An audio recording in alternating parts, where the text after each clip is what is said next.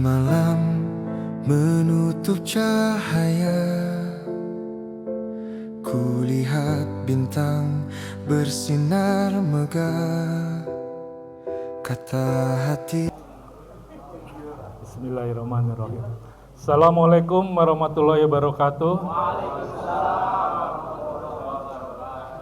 Alhamdulillah wassalatu wassalamu ala rasulillah wa ala alihi washabihi wa mawalah. Asyhadu alla ilaha illallah wa asyhadu anna muhammadan abduhu wa rasuluh. Amma ba'du.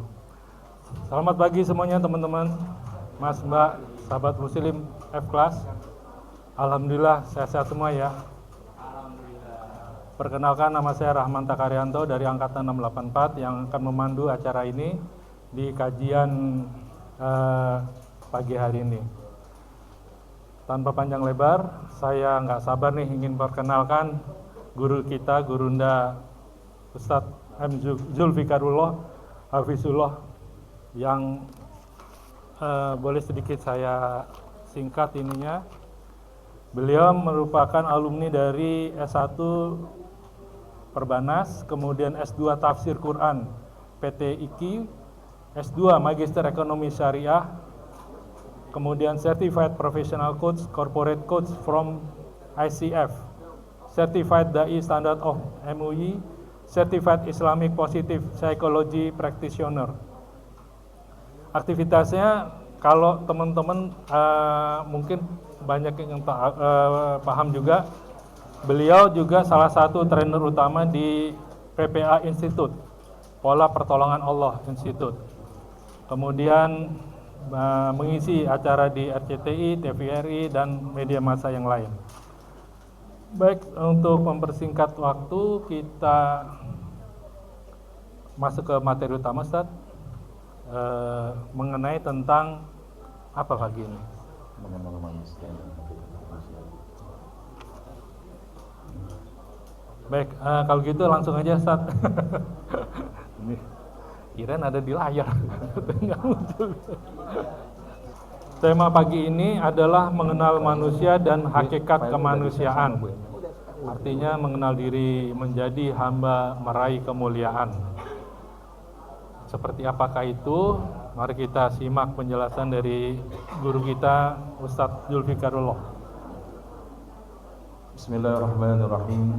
Yang sama-sama kita hormati Bapak Kepala Sekolah Bapak Mulyanto MPD, serta Kepala Sekolah SMA 6 beserta segenap pengurus, dan juga tentunya Ketua F kelas 6 dalam hal ini diwakili oleh Bapak Haji Misbah, yang berbahagia Bapak Haji Megi selaku host dari Ketua Forum Alumni SMA 684 beserta segenap teman-teman, dan yang berbahagia Bapak Ibu keluarga besar SMA 6 lintas angkatan yang insya Allah diberkahi dan dirahmati Allah Subhanahu wa Ta'ala. Wahai penjamin tahiyatul Islam, Assalamualaikum warahmatullahi wabarakatuh. Jalan-jalan di waktu malam, jangan lupa pakai baju hangat. Sungguh sayang kami sudah ucap salam, tapi jawab salam masih kurang semangat. Diulang sekali lagi boleh apa enggak nih? Assalamualaikum warahmatullahi wabarakatuh.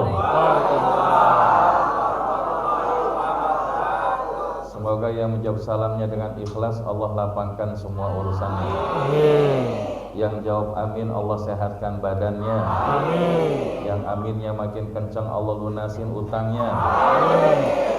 Beneran kencang ini aminnya.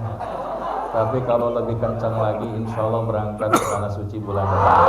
Amin ya Rabbal Alamin. Ada satu pantun lagi boleh apa enggak? Bangun pagi olahraga senam, lanjut ke bandara lewat Maruga.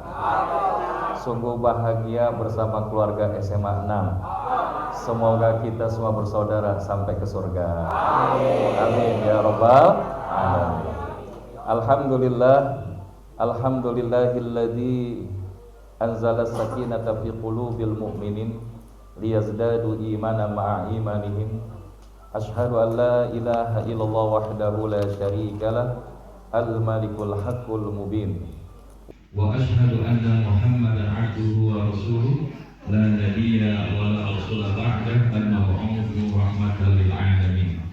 Allahumma shalli wa sallim ala sayyidina Muhammad wa ala alihi wa sahbihi wa barik wa sallim ajma'in.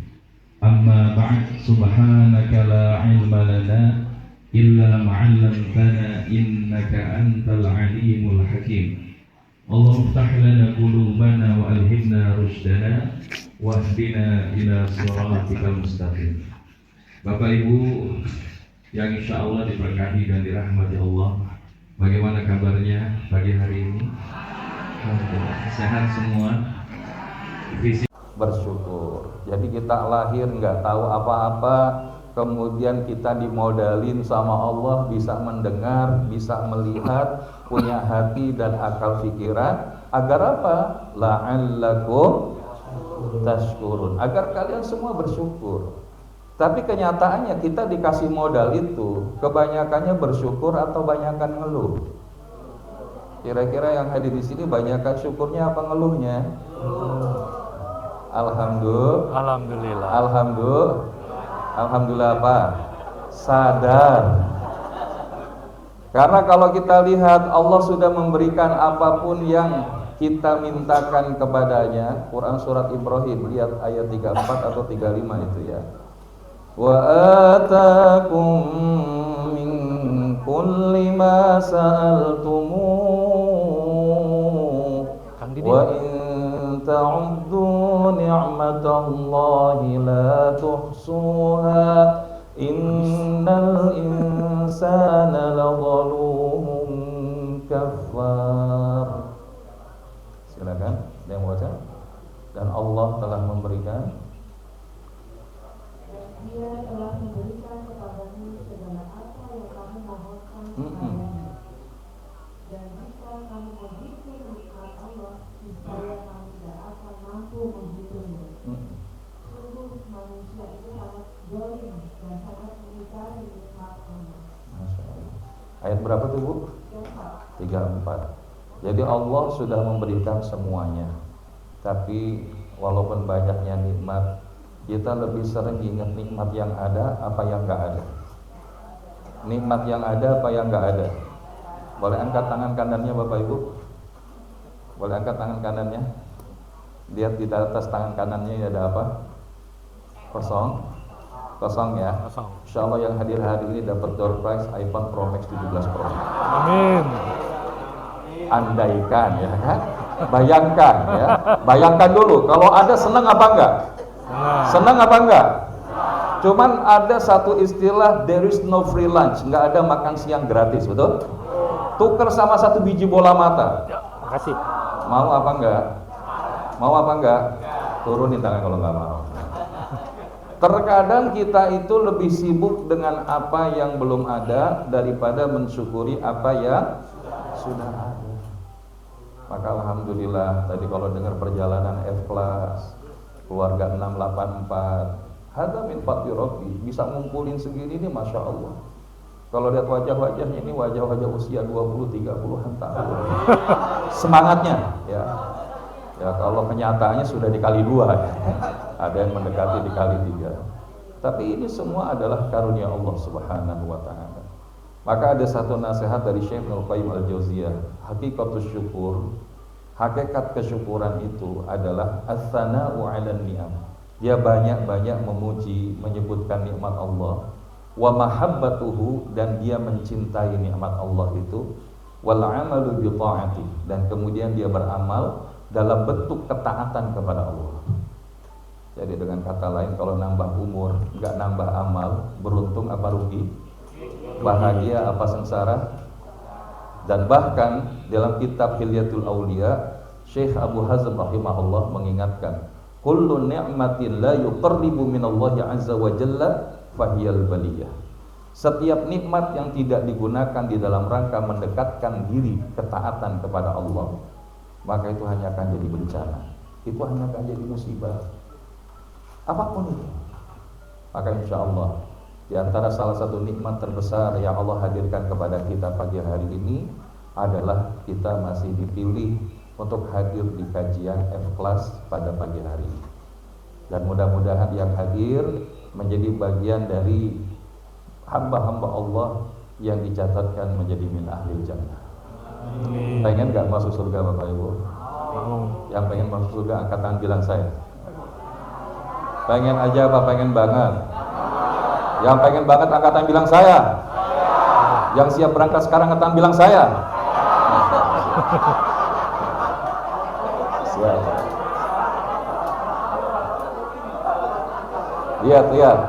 Lihat Qur'annya 17. Quran surat 17 ayatnya 19. وَمَنْ أَرَادَ الْآخِرَةَ وَسَعَى لَهَا سَعْيَهَا وَهُوَ مُؤْمِنٌ فَأُولَئِكَ كَانَ سَعْيُهُمْ مَشْكُورًا. Silakan Anda baca 17 ayat 19.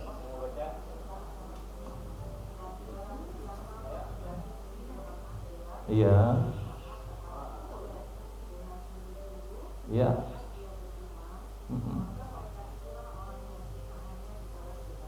Masya Allah. Jadi jelas ya, siapa yang dia pengen kehidupan akhirat, pilihan kita nggak ada pengennya di neraka, betul atau tidak? Semua kita pasti pengen akhir kehidupan kita masuk dengan ridho Allah di dalam surganya. Maka kalau kita mau ke akhirat dalam hal ini surganya Allah, maka dia akan berusaha ke arah itu dengan sungguh-sungguh. Dan mereka di dalam keadaan beriman, maka mereka itulah orang yang mendapatkan balasan kesyukuran dari Allah Subhanahu wa ta'ala. Ngaji kayak gini capek apa enggak Bu Pak? Yakin enak. Ini yang jawab nyender apa enggak? Saya aja Bu Pak, pernah saya ikut kajian anak saya umur TK kalau enggak salah. Suruh duduk, alhamdulillah setengah hari, susah banget. Maka saya juga menyadari ngaji itu yang nggak penting lama, yang penting paham, betul apa enggak? Kadang-kadang kebanyakan yang di ngajiin, ditanya malah makin jauh. Karena yang paling penting itu adalah sampai kita belajar kenal akan diri kita. Dan ini pengantar sebelum masuk materi. Nanti mungkin pembahasan materinya skip nggak apa-apa ya Bu Pak ya. Dan nanti Pak Rahman ingetin waktunya sampai 11.10. Oh 11. 11.10. Enggak 10.45.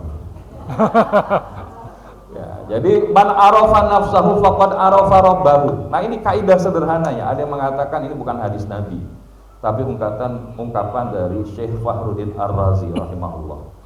Siapa yang dia mengenal dirinya, maka dia akan kenal Tuhannya. Dan siapa yang kenal Tuhannya, maka dia akan tahu apa keinginannya. Sehingga ketika dia tahu keinginannya, dia akan hidup mengikuti apa yang menjadi keinginannya. Sehingga dengannya akan mendapatkan keajaiban pertolongan hidup darinya. Sabar. Ini tadi nanti baru saya mau mundurin pelan-pelan ya Pak ya. Ya nggak apa-apa. Malu mesti ya. Faktor U. Nggak apa-apa.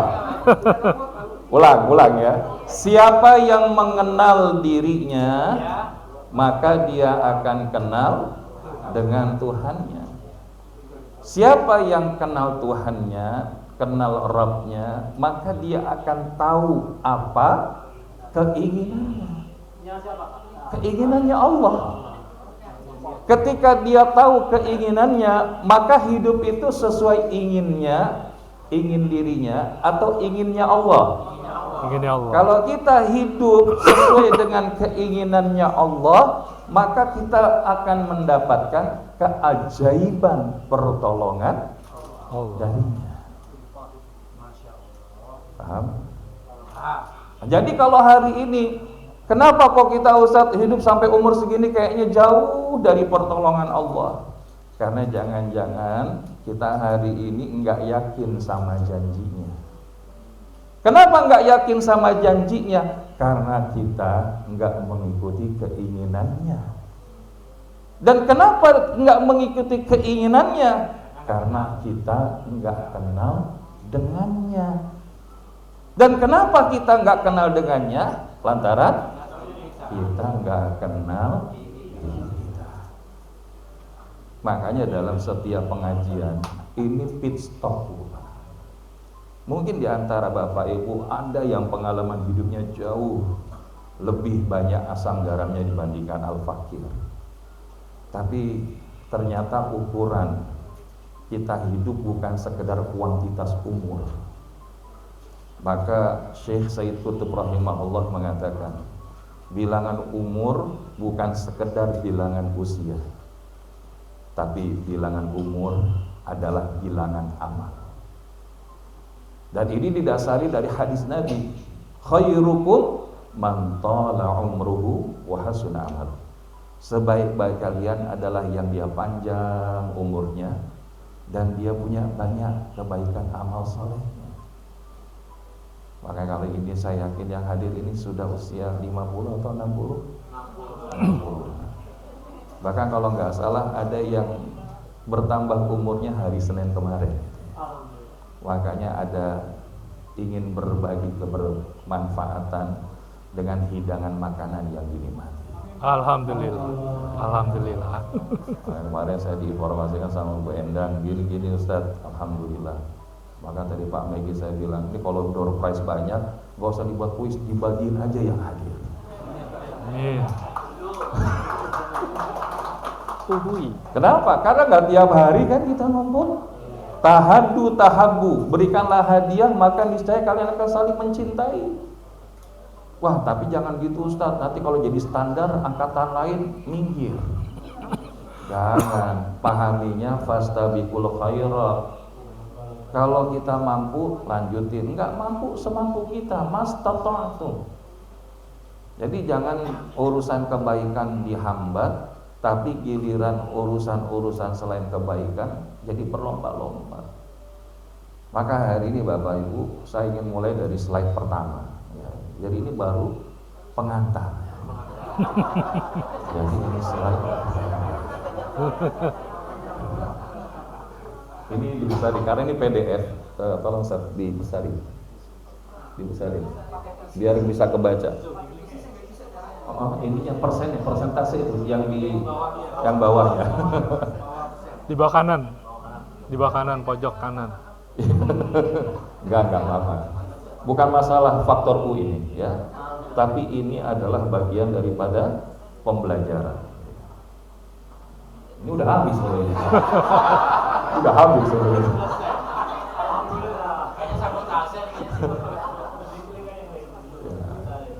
Nih, yang slide kedua di green dulu. Nah, prosentasenya tuh yang kanan ya. Kanan bawah biasanya.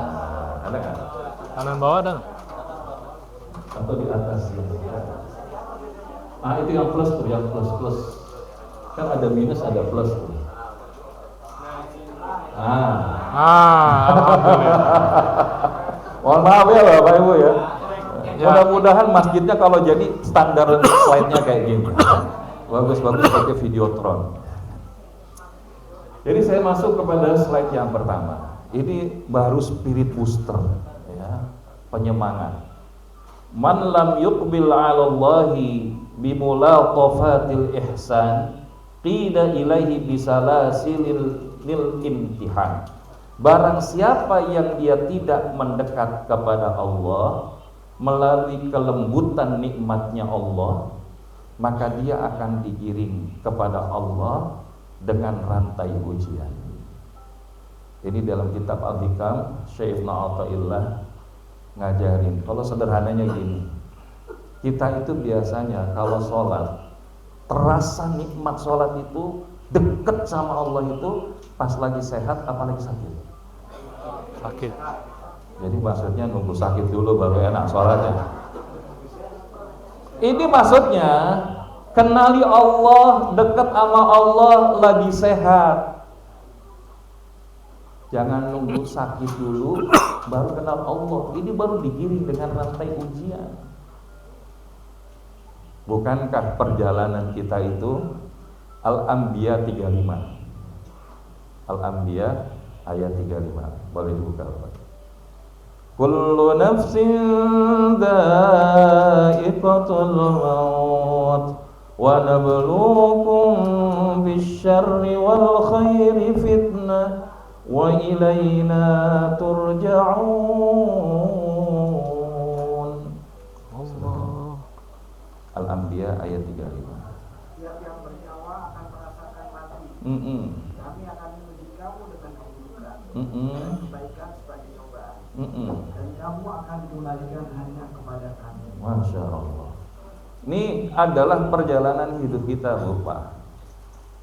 Setiap yang bernyawa pasti akan. Tadi Pak Megi informasikan ada 2 keluarga 684 yang sudah berpulang. Mungkin di atasnya 83, 82 atau mungkin 70, ataupun yang di bawahnya 85, 86, 87 dan seterusnya pun juga ada yang sudah.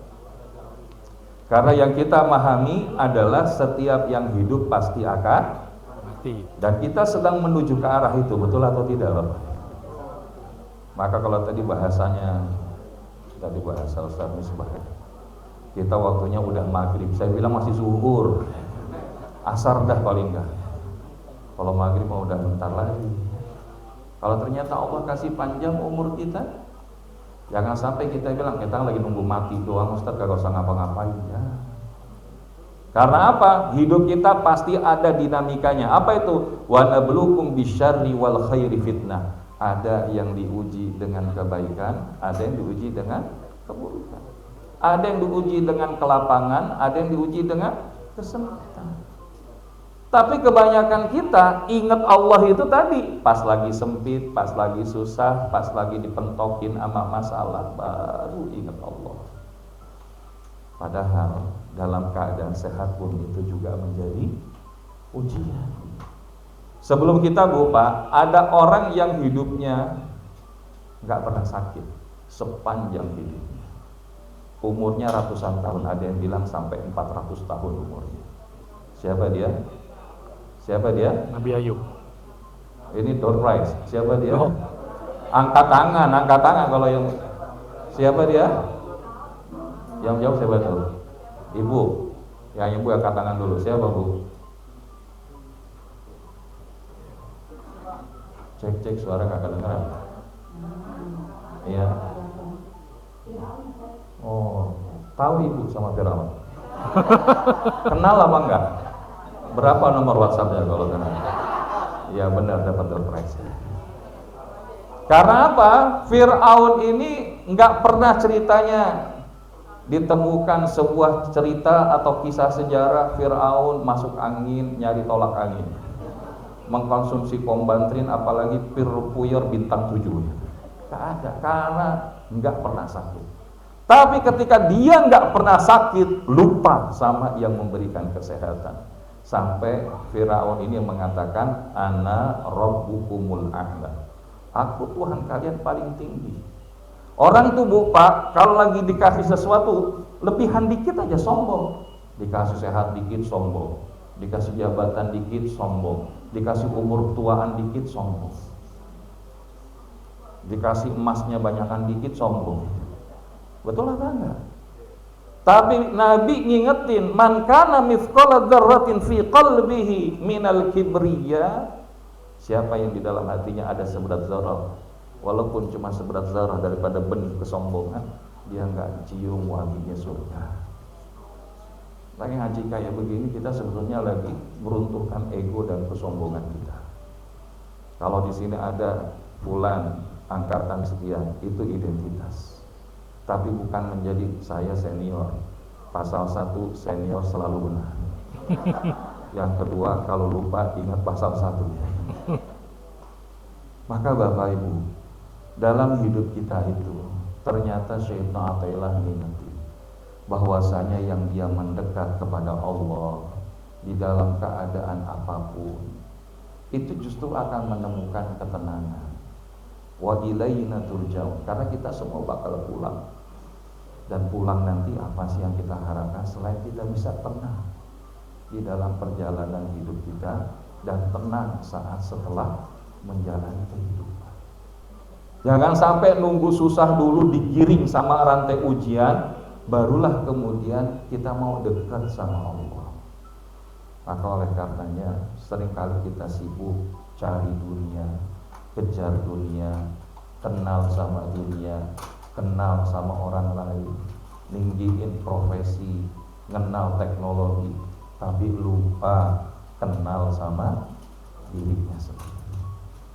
Sehingga perjalanan hidup kita itu sebetulnya diawali dari satu pertanyaan. Siapakah aku? Who am I? Siapa Bu? Aku. Siapa aku? Siapa Pak? Ya aku itu siapa? Karena inilah konsep dasar daripada ma'rifatun nafs, mengenal diri. Dan tadi sebetulnya kalau dibilang kenapa kok kita nggak dapat keajaiban pertolongan Allah dalam hidupnya, nggak mendapatkan janji-janjinya, karena kita nggak hidup sesuai keinginannya. Kenapa kita nggak hidup sesuai keinginannya? Karena kita nggak tahu keinginannya. Kenapa nggak tahu? Karena nggak kenal dengannya. Dan kenapa nggak kenal dengannya? Karena kita nggak kenal sama diri kita. Dan inilah yang perlunya kita hari ini. Banyak di antara kita suka bilang gini, banyak orang yang bicara tentang Allah, tapi nggak banyak orang yang bicara dengan Allah. Itu yang kita sebut dengan me time. Bahasa lainnya muhasabah. Supaya kita kenal diri kita. Dari mana kita berasal, sedang apa kita di sini, mau kemana kita melangkah. Bahkan itu dilakukan ketika jamaah haji kemarin ada di Padang Arafah. Mereka wukuf. Apa arti wukuf? Berhenti, diam. Puncak daripada ibadah haji ternyata diam. Tapi bukan sembarang diam. Mengenal Arafah, mengenal dirinya, mengenal rohnya. Itulah haji yang sebenarnya. Maka hari ini kita ingin masuk. Penting nggak kalau gitu kita kenal dengan diri kita? Penting aja apa penting banget? Apa pentingnya kita mengenal diri kita? Karena hari ini satu, banyak manusia sukses secara dunia tapi gagal paham sama dirinya. Ada yang kayak gini nggak Bapak Ibu? Ada yang kayak gini sukses dunianya tapi bahkan dia nggak kenal sama dirinya. Ada? Ada atau banyak? Yang hadis ini ada apa enggak? Yang mana orang? Makanya Allah ngingetin di dalam Quran surat Al-Hasyr ayat 19. Wala takunu kalladzina nasullaha fa'ansahum anfusahum ulaika humul fasiqun. Ya, silakan. Surah 59 kalau nggak salah. Al-Hasyr ayat 19. 49 apa 59? 49. Janganlah kamu seperti orang-orang yang melupakan Allah. Kalau Allah menjadikan mereka lupa terhadap diri mereka sendiri. Dan mereka itulah orang-orang fasik. Orang-orang fasik. Jangan sampai kita kenal bos kita, kenal aturan di sekolah kita, kenal apapun yang bisa menjadi jalan sukses kita, tapi kita nggak kenal diri kita. Allah buat dia lupa sama dirinya, Allah buat dia lupa sama Allah, sehingga dia hidup mau-mau dirinya dan bukan mau-maunya Allah. Cuma masalahnya kalau hidup mau-maunya Allah, suksesnya sukses sejati atau sukses yang semu, Bapak. Saya suka ngasih perumpamaan sama teman-teman di 684. Ada seorang pemain bola. Semalam Indonesia lawan berapa? 3-0 menang Indonesia, insya Allah. Nah, jadi sekarang ada orang main bola, Bu Pak. Maka dia bawa bola, dia tendang bola ke gawang lawan. Tapi yang nendang bola ke gawang lawan di saat pertandingan itu nggak ikut aturan main. Pertanyaannya, dihitung gol bola yang masuk itu atau dianulir? Kenapa dianulir? Karena nggak ikut. Pertanyaannya, kita hidup suka gitu nggak apa-apa ya?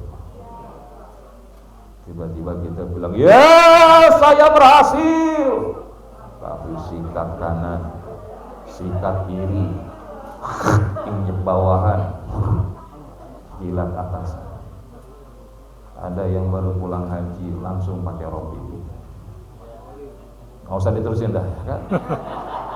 Ke-11, Ustaz. Karena apa, saya di sini pasti punya banyak sudut pandang.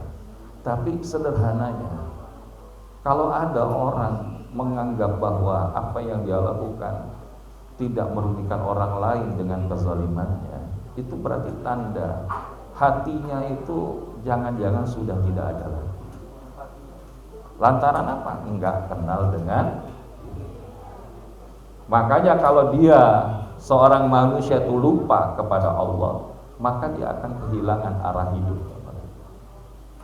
Enggak tahu dia mau melangkah kemana, ingin apa pada ujung perjalanannya, apa yang nanti akan dibawa pulang. Yang kedua, kenapa kita perlu mengenal hakikat manusia, hakikat diri kita sebagai manusia? Karena krisis terbesar kita hari ini bukan masalah semata-mata nilai tukar rupiah terhadap dolar yang sudah tembus 18.000,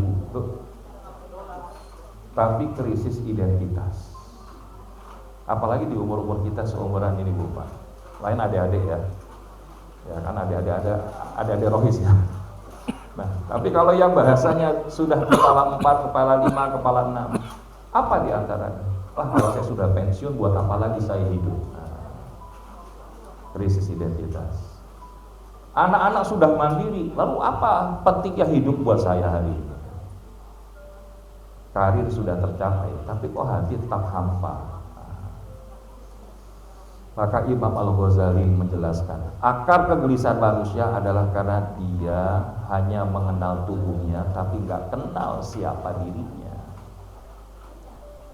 Jadi yang pertama, dia gagal paham. Yang kedua, krisis identitas.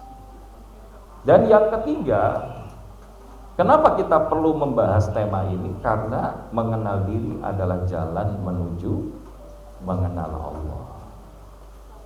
Sebagaimana yang tadi sudah diungkap di awal, siapa yang dia kenal dirinya, dia sadar dirinya ini gak mungkin bim salabim ada begini saja, kecuali ada yang menciptakan. Tadi sudah dibaca surat Al-Insan ayat 1-3. Apakah manusia itu tercipta begitu aja? Surat Al-Isra 115, apakah manusia diciptakan hanya untuk main-main aja? Apa hasibtum annama khalaqnakum abata wa annakum ilaina la turja'un, dan nanti gak dipulangkan kembali ke Allah? Enggak. Maka oleh karenanya hari ini kita menyadari ada 4 tipe manusia yang menurut Imam Al-Ghazali, dan ini diadopsi menjadi konsep Johari Bindo, jendela Johari, dalam teori pengenalan dan pengembangan diri. Ada kelompok yang pertama, nanti kita coba tanya, kira-kira kita di kelompok yang mana? Yang pertama adalah kelompok yadri, rajulun yadri wa yadri annahu yadri, seseorang yang dia tahu bahwasanya dia tahu bahwa dia tahu. Jadi seseorang yang tahu bahwa dirinya tahu tentang dia tahu. Maksudnya tahu kemampuan, tahu apa yang harus dilakukan. Inilah yang disebut dengan alim. Siapa? Orang yang berilmu. Dia sadar akan ilmunya, dia tahu kekuatan dan kelemahannya. Maka yang tampil dari kelompok orang yang pertama ini bagaimana? Maka karakternya rendah hati. Ketika belajar dia terbuka, dia nggak bahasanya itu gelas kosong apa isi, setengah kosong apa setengah isi. Setengah isi. Kenapa setengah isi? Karena kita sudah punya isi, tapi kita berikan, luaskan wadahnya agar kemudian itu bisa terisi. Kalau kita bilang yang ngajarin nih umurnya jauh, seumuran anak saya. Maka dari Pak Haji Rahman, saya lupa bilang, Pak Haji tolong bilangin, statusnya berkeluarga, istri 1, anak 9. Biar paling gak deket-deketin ya kan, walaupun anak yang paling gede baru masih kuliah.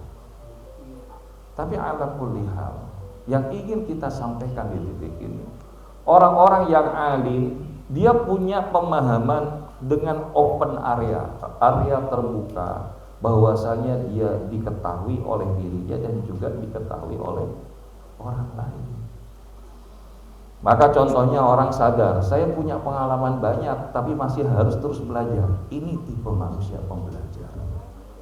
Makanya nggak ada pernah bahasanya kita berhenti untuk belajar. Apalagi belajar ilmu agama.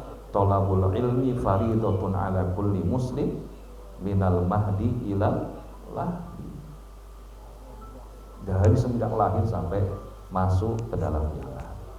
Yang kedua, rajulun yadri wala yadri annahu yadri. Orang yang tahu tapi tidak tahu bahwa dirinya itu tahu. Artinya dia punya potensi tapi gak sadar. Dan ini kadang ada orang-orang yang dia punya kebaikan tapi minder dengan kebaikan. Saya mah apa tuh Ustaz? Cuman remah-remah rengginang di Kalimpong gua. Maka hari ini karakternya orang yang kayak gini apa? Nggak percaya diri, suka ngeremehin kemampuannya sendiri. Bahkan kalau diminta maju ke depan, lebih baik pilihan terjun dari jurang daripada tampil di depan. Karena saking takutnya untuk maju ke depan. Maka Bapak Ibu, inilah hidden potential, the sleeping giant, raksasa yang tertidur. Kenapa? Karena dia punya potensi tapi belum terasah. Contohnya dalam konteks kita sebagai alumni, ada alumni yang punya experience luar biasa tapi ngerasa saya nggak punya apa-apa untuk dibagikan, untuk di-share. Padahal pengalaman hidupnya bisa menginspirasi banyak orang. Maka saya suka mendorong kalau pertemuan kayak gini, bolehlah ada success story salah satu alumni yang sharing, berbagi inspirasi. Apalagi tadi ya dari keluarga 6, di sini ada adik-adik yang kami melihat, kakak-kakak, abang-abang yang angkatan sama bukan lagi bapak ibunya, mungkin opa-omanya, tapi kok masih rajin ngaji. Nah terus kita yang muda-muda apa alasannya nggak mau ngaji? Begitu dengar inspirasi apa yang pernah dialami, Masya Allah, itu indah. Bukan pengen dipuji, pengen dapat validasi manusia, tidak. Tapi kita pengen jadi wasilah manfaat kepada sebanyak mungkin orang. Nah jadi ini ada kelompok yang kedua. Yang ketiga, rajulun la yadri wa yadri annahu la yadri. Orang yang nggak tahu bahwasanya dia tahu bahwa dirinya itu nggak tahu. Nah, jadi inilah calon orang-orang berhasil, calon orang-orang bijak, seorang murid. Kalau orang yang kedua itu kayak model orang tidur, perlu dibangunin. Tapi yang ketiga ini model orang yang belajar, yang dia sadar bahwa dirinya nggak tahu, maka perlu dia untuk cari tahu dengan belajar. Makanya dia punya karakter tetap mau belajar, rendah hati, nggak malu untuk bertanya. Karena siapa yang merasa tidak lagi membutuhkan ilmu, hendaklah dia menangisi dirinya, kata Imam Syafi'i. Makanya kalau kita belajar itu kita menemukan, oh ternyata blind spot saya itu di sini. Saya mungkin ahli di bidang itu, tapi saya tidak ahli di bidang ini. Tapi yang perlu kita hindari adalah yang terakhir, rajulun la yadri wa la yadri annahu la yadri. Orang yang enggak tahu bahwasanya dia tidak tahu bahwa dia enggak tahu. Nah, jadi enggak tahu triple kuadrat. Ini yang paling bahaya. Yang muncul apa? Ngerasa yang paling benar, ngerasa yang paling tahu, ngerasa enggak butuh yang lain. Kalau dinasehatin enggak mau nerima nasihat, egonya tinggi, dikoreksi, jangan nyalain saya aja, lihat kesalahan kamu juga berapa banyak. Jadi kalau orang yang kayak begini toksik bukan, ya. Dan Al-Ghazali menyebut ujub sebagai salah satu hijab terbesar menuju Allah. Jadi kalau kita hari ini mencapai sebuah pencapaian itu bukan karena hebatnya kita semata, bukan. Tapi apa? Hada min fadli rabbi. Ini semua adalah kelebihan yang Allah berikan kepada kita. Maka dari 4 kelompok ini, pertanyaannya, kita itu berada di kelompok yang mana, Bapak Ibu? Yang pertama, wah berarti sudah alim semua ya kan? Tapi dimanapun kita, mau yang di kelompok 2 atau kelompok 3, ataupun bahkan mungkin, aduh Ustaz, jangan-jangan saya kelompok 4, maka semua bergerak menuju kelompok pertama. Makanya tadi udah ada pengajian mumtaz, sekarang ada F class. Mudah-mudahan ini F class lebih panjang umurnya. Amin. Mumtaz ini kan sempurna. Ya, kalau sempurna itu hanya milik Allah. Tapi ala kulli hal, apa yang harus saya lakukan agar kemudian saya bisa pindah ke kelompok yang pertama? Nah, ini sebetulnya materi intinya di sini. Yes. Ta'riful insan. Ya, bagaimana kita mengenal definisi manusia? Singkatnya apa sih yang Bapak Ibu pahami? Apa sih manusia? Ada yang tahu Bapak Ibu? Boleh angkat tangan. Ini tutup dulu. Apa yang dimaksud dengan manusia?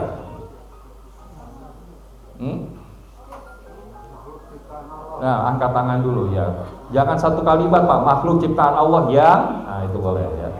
Apa yang Bapak Ibu pahami tentang makna manusia? Apa itu manusia? Tadi angkat tangan, mic-nya? Tadi mana? Makhluk ciptaan. Mic-nya nyala enggak? Oh, nyala ya. Yang mana tadi? Silakan.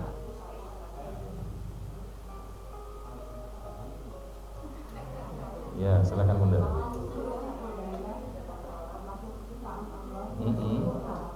Makhluk ciptaan Allah yang diciptakan dengan sempurna.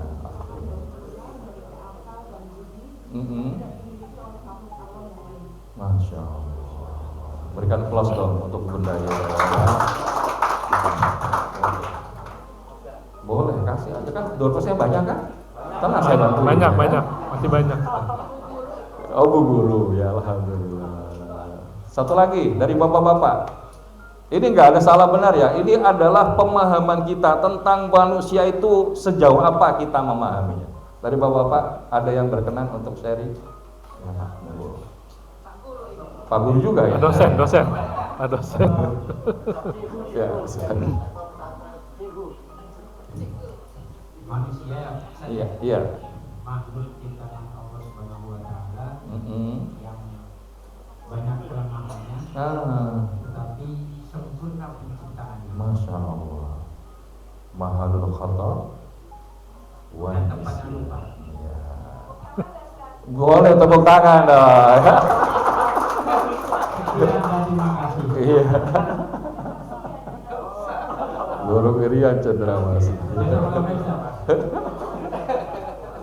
Pengasuh pondok juga beliau. Pengasuh pondok pesantren. Pengasuh pondok pesantren. Iya, makanya. Bu Pak, terima kasih untuk jawabannya. Intinya sebetulnya saya yakin Bapak Ibu juga sudah paham. Manusia itu adalah salah satu makhluk yang Allah ciptakan dengan kesempurnaan penciptaan, yang kemudian dengan segala yang diberikan didudukkan kemuliaannya di atas makhluk Allah yang lain. Ini fitrahnya. Tapi nyatanya, kenapa kok ada manusia yang disebut, coba di dalam Qur'annya itu surah apa ya? Al-Maidah 159 ya. Coba dilihat. Walaqad zara'na li jahannama. Nah, sahih ayat berapa itu? Ya? Ya, Al-Maidah 59 kalau salah ya. Walaqad zara'na li jahannama. Ada yang ketemu enggak? Ini bahasa Inggrisnya kenapa itu? Bukan Al-Isra. Sebentar. Itu dia Al-A'raf ya, ayatnya 179. Oke, coba dibaca. Mas Ade.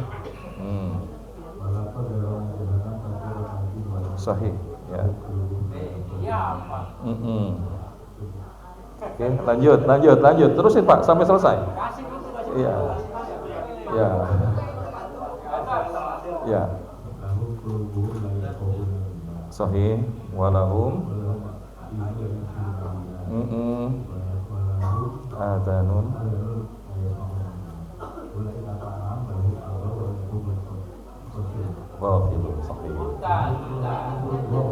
ya, beri apostol ya kan. Nah ini kalau semua alumni hafal Quran gini enak, nggak usah pada bawa Quran ya. Ini saya lihat nggak banyak yang megang Quran, insyaallah. Ketua OSIS dulu. Ya. Berarti yang dikasih baca terjemahnya. Oh, dipotong dulu ya, dipotong. Ya, baca terjemahnya. Ya. Sungguh Allah menciptakan lapat dan sesungguhnya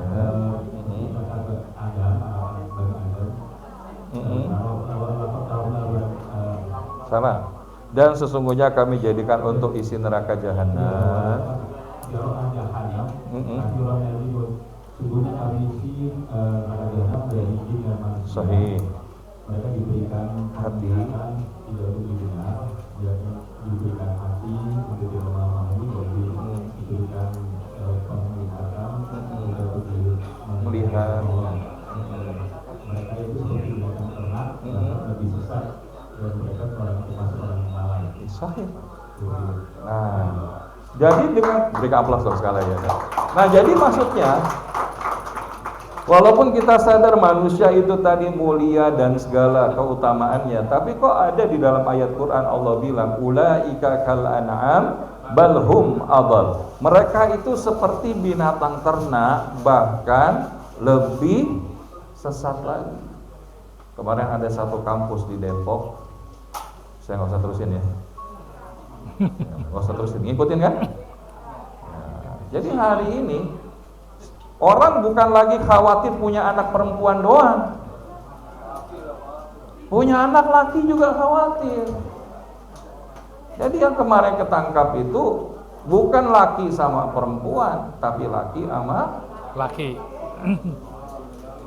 Karena hari ini kita berlindung kepada Allah daripada kondisi yang semakin jauh daripada fitrah diri. Orang yang kayak gini, mohon maaf, kalau bahasa kasarnya apa?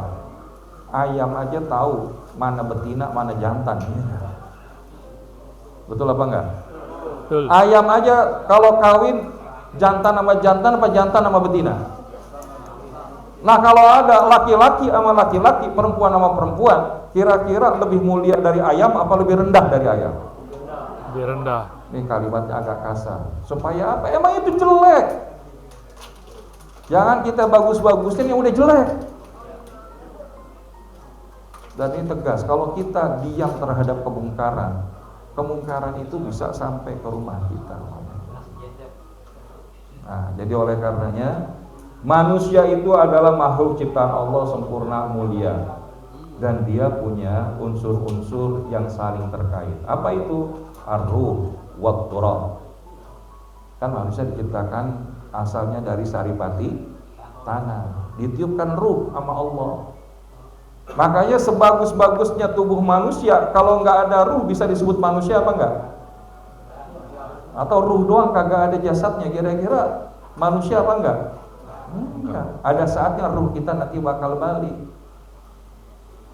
Tapi ketika kita kembalikan fisik manusia, itu juga diisi dengan ruh yang Allah tiupkan.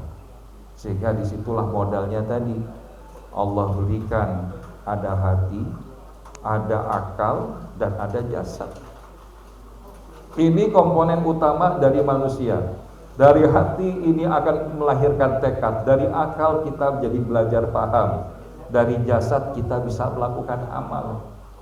Bahwasanya hidup kita bukan sekedar mau-maunya kita, tapi menjalani apa yang Allah inginkan untuk kita. Apa? Amanah. Apa amanah yang Allah berikan? Yaitu adalah ketika menjadi abdun, menjadi hamba. Menjadi wa ma khalaqtul jinna wal insa illa liya'budun. Az-Zariyat ayat 56. Dan tidaklah kami ciptakan jin dan manusia kecuali untuk beribadah kepada Allah. Gak ada tugas lain selain yang paling utama dalam hidup kita selain daripada ibadah kepada Allah. Al-An'am 162. Qul inna sholati wa nusuki wa mahyaya wa mamati lillahi rabbil alamin. Dan yang kedua, inni ja'ilun fil ardi khalifah. Allah pengen jadiin kita sebagai khalifah.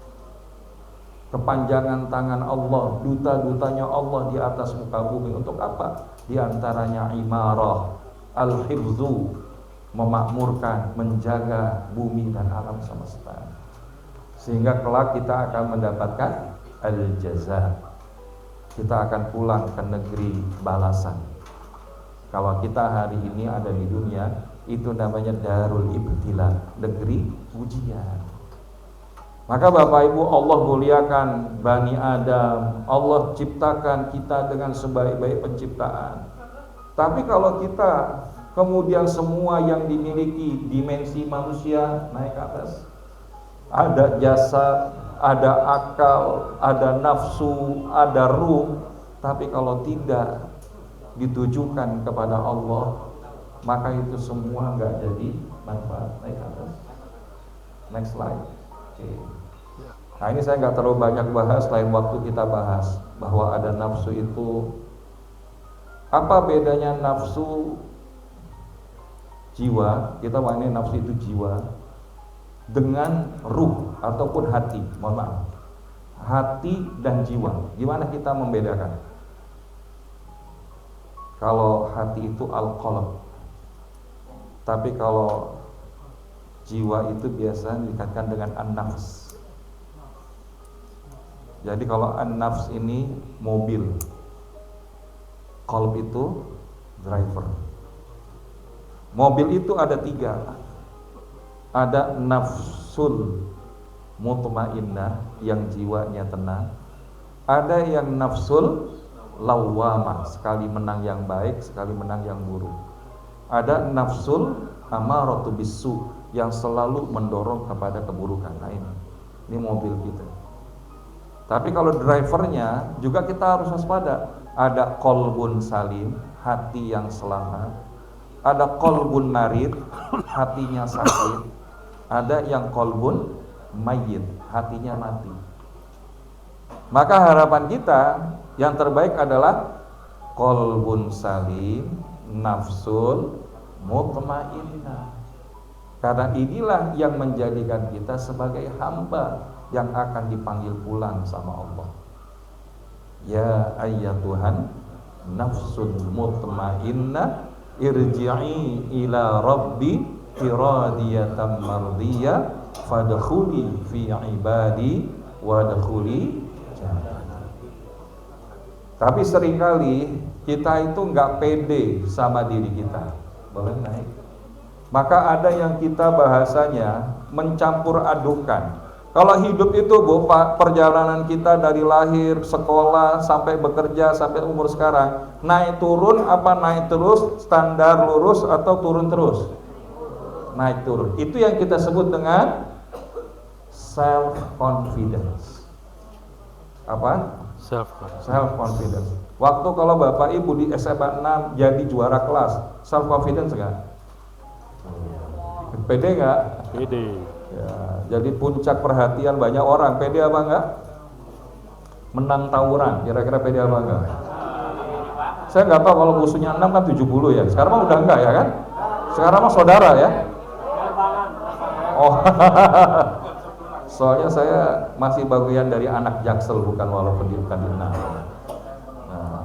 jadi oleh karena itu, kalau kita lihat ada yang menyebabkan kita itu ngerasa kalau saya hari besoknya kerja tapi nggak sukses, di umur saya begini tapi kok nggak jadi perhatian banyak orang, berarti saya gagal. Nah, itu. Jadi dia memandang dirinya itu tidak memiliki nilai. Padahal dengan pembahasan kita di awal itu tidak mempengaruhi sedikit pun apa yang kita sebut dengan self esteem. Apa? Self esteem. Apa itu self esteem? Keberhargaan diri. Kita itu sudah sempurna, kita itu mulia. Allah angkat derajat kita di atas daripada yang lain. Self esteem. Tapi kita suka menyampurkan apa yang menjadi performance kita dengan self esteem. Padahal ketika itu yang terjadi, akhirnya apa? Saat pensiun, kepercayaan diri kita turun. Saat bisnis gagal, enggak pede, ya, lagi sakit, udah deh nggak usah ditengokin, doa dari jauh aja, nggak kelihatan cantik. Tapi kalau self esteem sehat, dia akan menyadari seberapapun jatuhnya saya hari ini, saya tetap berharga sebagaimana Allah jadikan saya sebagai makhluknya yang berharga. Maka karena itulah Bapak Ibu, lanjut, bagaimana agar kita bisa membangun self esteem yang Islam. Ini saya dapetin materi dari salah satu alumni SMA 6 juga. Tapi kelihatannya beliau nggak datang ya. Saya udah bilang, coach mampir ada pengajian lintas angkatan. Karena teman-teman 6 ini banyak yang berhasil di luar. Dan insya Allah 3M membangun self esteem Islam. M yang pertama apa? Coba ikuti. Menerima. Menerima. Menerima. Menerima. M yang kedua, menghargai. Menghargai. Menghargai. Menghargai. Dan yang ketiga, menakjubi. Menakjubi. Menakjubi. Menakjubi. Jadi ini bukan ujub ya, tapi kita mengembalikan kebersyukuran kita kepada Allah. Yang pertama, acceptance. Kalau kita hari ini semakin gak nerima sebuah keadaan, maka bukan tidak mungkin keadaan itu semakin membuat kita lebih menderita. Betul atau tidak? Bapak Ibu sakit gigi, tapi gak nerima sakit gigi, kira-kira giginya makin sakit apa gak makin sakit? Apalagi hati, betul gak? Kalau hati sudah sakit, hendak kemana obat dicari? Kalau pedang melukai badan, masih bisa obat dicari. Tapi kalau sudah lisan melukai hati, hendak kemana obat dicari? Maka hari ini Bapak Ibu, kalau kita menerima, termasuk hari ini, ekspektasi kita yang hadir 100 orang, bahkan 1000 orang. Terus yang datang segini, nerima apa enggak? Menerima. Kalau kita nerima, enjoy apa enggak? Enjoy. Lapang dada apa enggak? Lapang. Yang datang hari ini kebetulan atau enggak kebetulan? Yakin enggak kebetulan? Yang duduknya nyender kebetulan apa udah booking duluan? Ya? 67 ayat 11. Ya, atau ayat 11. Ma asaba min musibatin illa biidznillah wa man yu'min billahi yahdi qalbah wallahu bikulli syai'in alim. 64 ayat 11 ya. 64. Bukan Al-Mu, 64. Ya. Ada? Apapun musibah. Ya, silakan.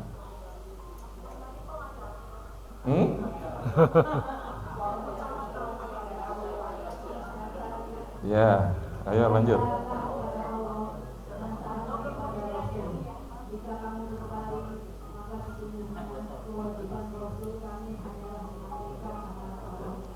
Oke. Itu saya yang salah. Sekarang coba yang 64. At-Taghabun ayat yang ke-11. Tidak ada suatu musibah yang menimpa seseorang Iya. kecuali dengan izin Allah. Dan barang siapa beriman kepada Allah, niscaya Allah akan memberi petunjuk pada hatinya. Iya. Dan Allah Maha mengetahui segala sesuatu. Masya Allah. Masya Allah. Jadi Bu Pak, dalam hidup ini ada nggak yang namanya kebetulan? Nggak ada. Semua terjadi atas izin Allah Subhanahu wa Ta'ala. Cuman terkadang apa yang menurut kita baik belum tentu itu baik menurut Allah. Tapi yang nggak baik menurut kita bisa jadi itu yang terbaik dari Allah. Surat Al-Baqarah 216. Al-Baqarah 216. Wa 'asa an takrahu syai'an wa huwa syarrun lakum wa 'asa an tuhibbu syai'an wa huwa syarrun lakum. Silakan. Padahal itu tidak menyenangkan bagimu. Tetapi boleh jadi kamu tidak menyenangi sesuatu, padahal itu baik bagimu. Dan boleh jadi kamu menyukai sesuatu, padahal itu tidak baik bagimu.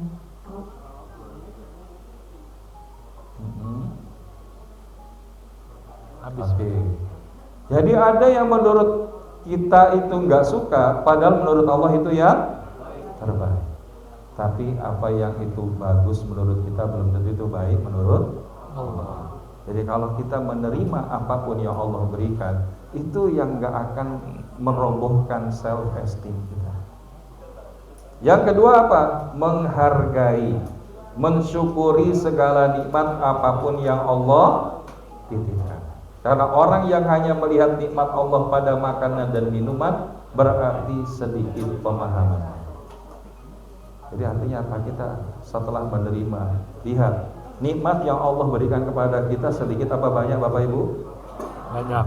Makanya perlu kita hadirkan jurnal syukur. Dalam sehari kita tanya, apa 3 nikmat terbesar yang masih Allah berikan kepadaku? Wa amma bi ni'mati rabbika fahadits. Apapun nikmat yang telah Tuhan berikan kepadamu sebutkan. Dan yang terakhir adalah menakjubi, awesome, kagum terhadap karya Allah dalam diri, bukan ujubnya. Luar biasa Allah itu dalam hidup kita lupa.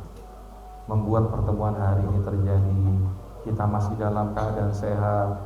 Sekian puluh tahun yang lalu kita masih lari-larian di lapangan basket.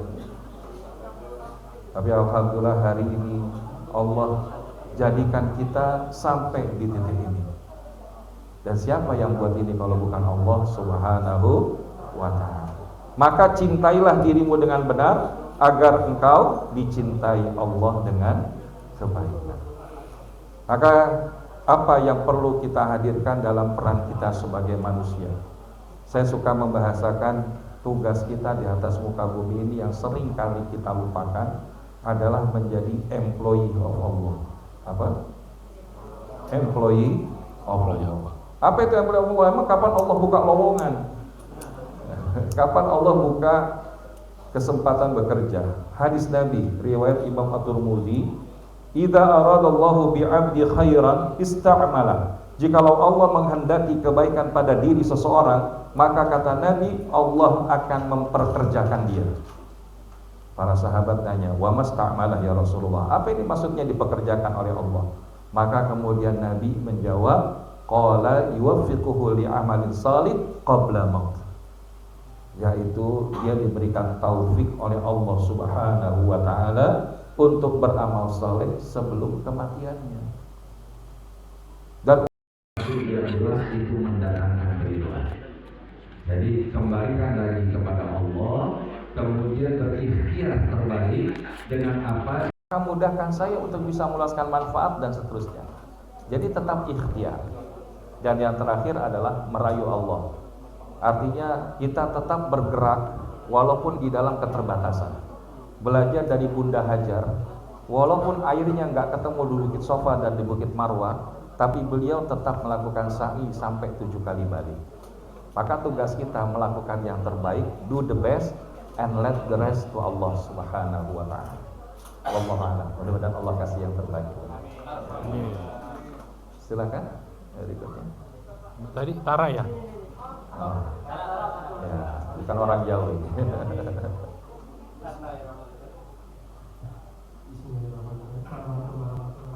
Waalaikumsalam.